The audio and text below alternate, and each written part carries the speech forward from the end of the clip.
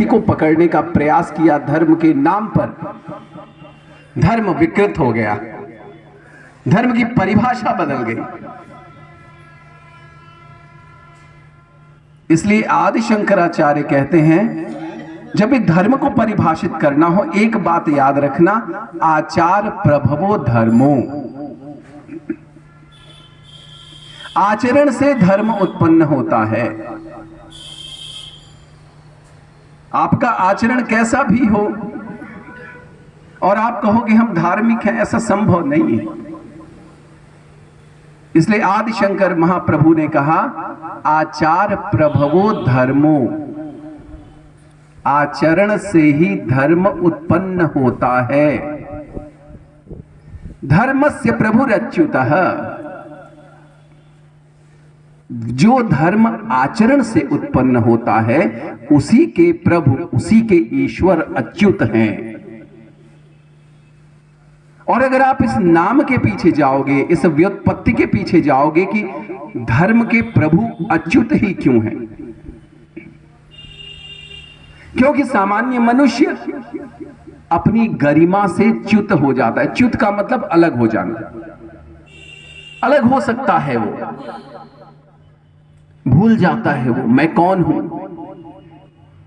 जैसे महाराज अर्जुन भूल गए थे धर्म क्या है, और जैसे ही वो अपने इस स्मृति से च्युत हो गए, भगवान अच्युत को आकर उन्हें याद दिलाना पड़ा कि तुम कौन हो। वह धर्म जो आचरण पर आधारित है उसके प्रभु अच्युत हैं, क्योंकि आचरण पर अगर आपका धर्म आधारित है तो कभी भी आप गिरोगे नहीं। और जहां आचरण खत्म हुआ और धर्म केवल कर्मकांड की वस्तु रह गई, धर्म केवल सैद्धांतिकी रह गई, बड़ी बड़ी बातें रह गईं, जिसको भगवान श्री कृष्ण कहते हैं गीता में, भोग ऐश्वर्य प्रसक्ता नाम तया परित चेतसाम व्यवसायात्मिका बुद्धि समाधौ न विधीयते। सुंदर सुंदर फूलों जैसी बातें करो, वेदों की बातें करो, लेकिन आपकी बुद्धि इधर उधर लगी हुई है व्यवसाय में। व्यवसायात्मिका बुद्धि समाधौ न विधीयते, समाधि में स्थित नहीं हो सकते, ईश्वर में मन लग ही नहीं सकता। इसलिए आदि शंकर ने कहा आचरण को पकड़ो, आचरण को। हम लोग जब अपने गुरुदेव महाराज की तरफ देखते हैं, परमहंस बाबा गंगा रामदास की तरफ, उनके उपदेशों में हमें कुछ चीजें दिखाई देती हैं जो आज के युग के लिए कही गई। आदि शंकर ने कहा हम सब जीव ब्रह्म हैं, जीवो ब्रह्मैव ना परः।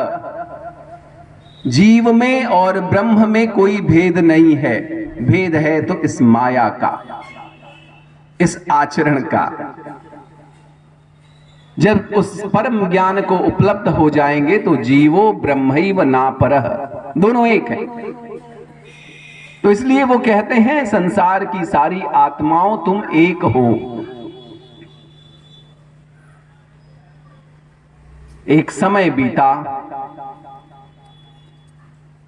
अब हम इस ऐसे युग में जी रहे हैं जहां पर कुछ आत्मा में विश्वास करते हैं, कुछ नहीं करते। हमारे श्री महाराज जी ने एक मंत्र दिया, संसार के सारे मनुष्यों एक हो। तुम्हारे धर्म चाहे जो हो, तुम्हारा मजहब चाहे जो हो,